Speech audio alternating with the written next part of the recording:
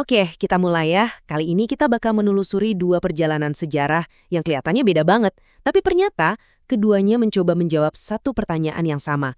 Pertanyaan mendasar tentang siapa sih kita ini sebenarnya. Nah, ini dia pertanyaan utamanya. Apakah psikologi itu ilmu tentang jiwa, pikiran, atau mungkin cuma perilaku? Jawabannya ternyata sangat tergantung pada siapa yang Anda tanya dan di era mana Anda menanyakannya. Percaya atau enggak, pertanyaan ini udah membentuk, bahkan memecah belah bidang psikologi selama berabad-abad. Ternyata jawabannya nggak sesederhana itu loh. Untuk benar-benar paham, kita harus menelusuri dua jalur sejarah yang sangat berbeda, yang diambil oleh pemikiran Barat dan Islam dalam upaya mereka memahami manusia. Nah, disinilah letak perbedaan yang paling mencolok. Di satu sisi, ada jalur yang fokusnya terus-menerus berubah, bahkan menyempit. Sementara di sisi lain, ada jalur yang dari dulu sampai sekarang menekankan kesinambungan dan pemahaman yang luas. Yuk, kita bedah satu persatu. Oke, kita mulai dari jalur yang pertama ya. Kita akan coba petakan evolusi psikologi Barat, mulai dari akarnya di filsafat kuno, sampai akhirnya jadi ilmu sains modern yang kita kenal sekarang ini. Jadi, perjalanannya tuh bisa kita bagi jadi tiga fase besar. Semua berawal dari Yunani kuno dengan studi tentang jiwa. Lalu di era modern, fokusnya geser ke pikiran. Dan akhirnya di zaman kita sekarang, penekanannya lebih ke perilaku, sesuatu yang bisa diamati dan diukur. Jadi, pada awalnya, psikologi itu ya bagian dari filsafat, nggak bisa dipisahin. Kata psikologi itu sendiri kan asalnya dari psyche, yang bagi orang Yunani kuno artinya jiwa atau napas kehidupan. Filsuf besar kayak Aristoteles bahkan nulis buku khusus judulnya Peripsyche, yang artinya tentang jiwa. Terus, kenapa bisa bergeser dari jiwa ke pikiran? Jawabannya ada di semangat revolusi ilmiah. Gini, sains itu kan menuntut semua hal harus bisa diukur, diuji, dan diamati. Nah, jiwa dianggap terlalu abstrak, terlalu metafisik. Gimana cara mengukurnya di bawah mikroskop?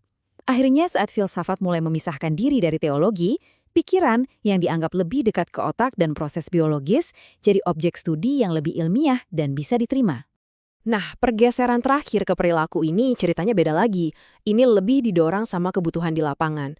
Bayangin deh, setelah Perang Dunia, ada permintaan besar banget untuk psikologi terapan, misalnya buat tes IQ tentara.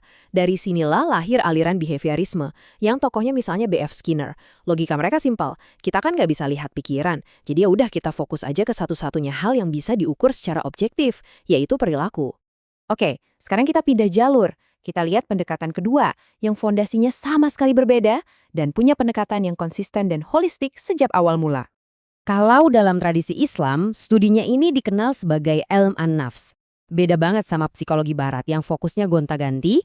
Ilm an-nafs, seperti yang dijelaskan oleh para cendekiawan, seperti Al-Ghazali, dari dulu sampai sekarang fokusnya konsisten ke nafs, yaitu diri manusia seutuhnya yang mencakup jiwa, pikiran, dan spirit sekaligus. Begini, dalam pandangan Islam, manusia itu nggak dilihat sebagai mesin, tapi lebih kayak sebuah ekosistem yang kompleks. Al-Quran menjelaskan ada beberapa komponen kunci yang saling terkait. Ada nafs, yaitu dorongan ego kita. Ada ruh, atau spirit ilahi di dalam diri. Ada qalb, yaitu hati, yang bukan cuma organ fisik, tapi pusat pemahaman dan emosi. Dan terakhir, jism, yaitu tubuh fisik kita. Semuanya ini satu kesatuan. Nah, ini yang bikin beda banget. Ilmu al-nafs itu nggak berdiri sendiri. Dia justru terjalin erat dengan ilmu-ilmu Islam lainnya. Ilmu fikih membahasnya untuk menentukan tanggung jawab hukum seseorang. Ilmu akidah membahasnya untuk memahami hakikatnya. Dan yang paling penting, ada tazkiyah, yaitu proses praktis untuk membersihkan hati dan mengembangkan karakter. Inilah sisi terapan dari psikologi Islam. Terus kenapa kok tradisi ini bisa begitu konsisten? Nggak kayak di barat yang ganti-ganti fokus? Jawabannya sebenarnya sederhana, karena titik acuan utamanya, yaitu Al-Quran dan Sunnah, itu sifatnya tetap dan konstan, memberikan kerangka pemahaman yang stabil dari satu generasi ke generasi berikutnya. Oke, sekarang biar lebih jelas, coba kita sandingkan langsung kedua pendekatan ini. Kita lihat gimana cara mereka mendefinisikan konsep diri yang jadi dasar dari semuanya. Kalau kita ambil contoh dari psikolog barat awal seperti Maria Wheaton Chalkins, konsep diri itu haruslah sesuatu yang bisa diukur di laboratorium, sifatnya unik, individual, dan permanen. Nah, sebaliknya, nafs dalam Islam itu dipahami lewat wahyu dan refleksi.